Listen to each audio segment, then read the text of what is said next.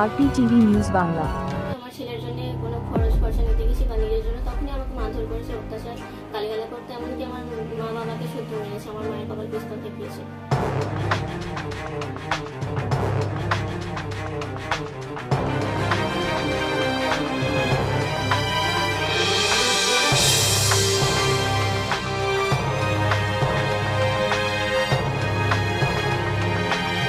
দক্ষিণ ২৪ পরগনা বজবজ পৌরসভার ১৯ নম্বর ওয়ার্ডে কন্যাশ্রী প্রকল্পের সুবিধা পাইয়ে দেওয়ার নাম করে ২ বছর ধরে ধর্ষণ করার অভিযোগ উঠল ওই ওয়ার্ডেরই কাউন্সিলরের বিরুদ্ধে। বজবজের দলীয় পর্যবেক্ষক জাহাঙ্গীর খান থেকে শুরু করে স্থানীয় প্রশাসনের কাছে গেলেও সুবিচার না পেয়ে আদালতের দ্বারস্থ হয়েছেন ওই মহিলা।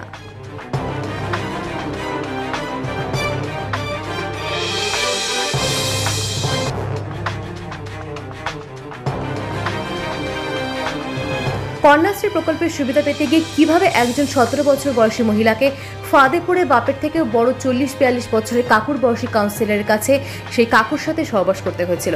সহবাসে বাধা দিলেই পরিবারের মাথায় বন্দুক ঠেকিয়ে হুমকি চলত। মোহভঙ্গ হতেই দরজা বন্ধ করে দিনের পর দিন চলে নির্মম অত্যাচার। ওই মহিলাকে আরও কিরূপ মানবিক অত্যাচারের মুখোমুখি হতে হয়েছিল সংবাদ মাধ্যমের মুখোমুখি হয়ে তিনি জানান।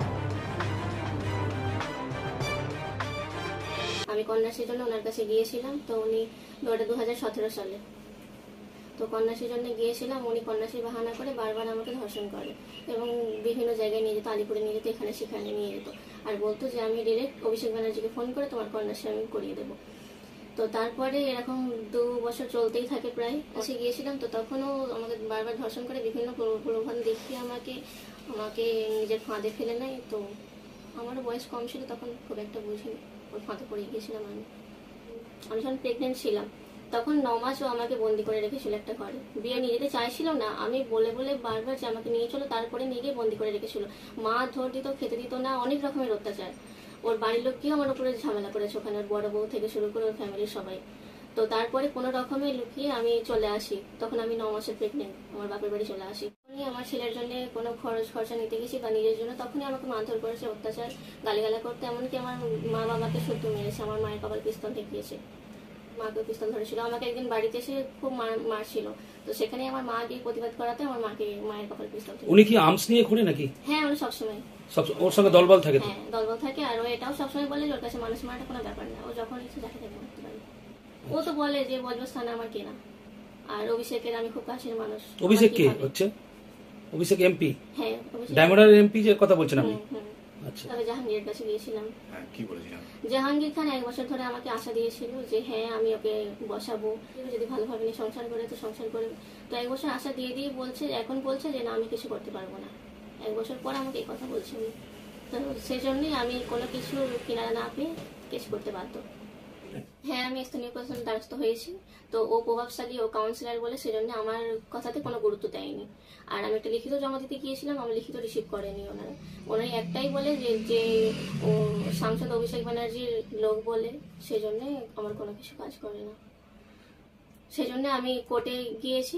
আইনের ওপর আমার সম্পূর্ণ আস্থা ভরসা আছে যে ওখান থেকে আমি আমার জাস্টিস পাবো, ও শাস্তি পাবে। আমি সাংসদ অভিষেক ব্যানার্জির কাছে একটাই বিশেষভাবে অনুরোধ করছি যে আপনার নাম করে ও বারবার যেভাবে, শুধু আমার উপর কেন, সমস্ত মানুষের উপরেই অত্যাচার করে, এবং আমার উপরে তো প্রচণ্ডভাবে অত্যাচার। আপনার নাম করে আমাকে বারবার ধর্ষণ করা এবং আমার ফ্যামিলির উপর অত্যাচার করে, আমার মায়ের কপালে পিস্তল ঠেকায়। তো আমার বাচ্চারা আমার যখনই কোনো খরচের জন্য গিয়েছি আমাকে বারবার মারধর করেছে, গালিগালাজ দিয়ে তাড়িয়ে দিয়েছে। তো এখন আমি আপনার কাছে বিশেষ অনুরোধ জানাচ্ছি যে আপনি বাঁচান আমাকে। আমি কি করব এখন? আমি এখন নিরীহ, ও আমাকে তো মাঝপথে বসিয়ে দিয়েছে, রাস্তায় নামিয়ে দিয়েছে পুরো। কি করব আমি এখন? কোথায় যাব? আপনি আমার একটা কিছু ব্যবস্থা করে দেন, এটাই আমার নিবেদন। আমার নাম সোনিয়া খাতুন, আমার বাবা আলাউদ্দিন মোল্লা, বজবজ 19 নম্বর ওয়ার্ডে আমার বাড়ি।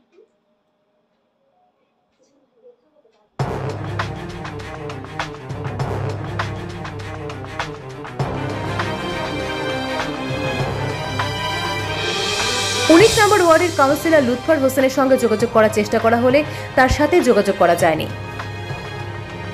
Bureau report, RPTV news Bangla.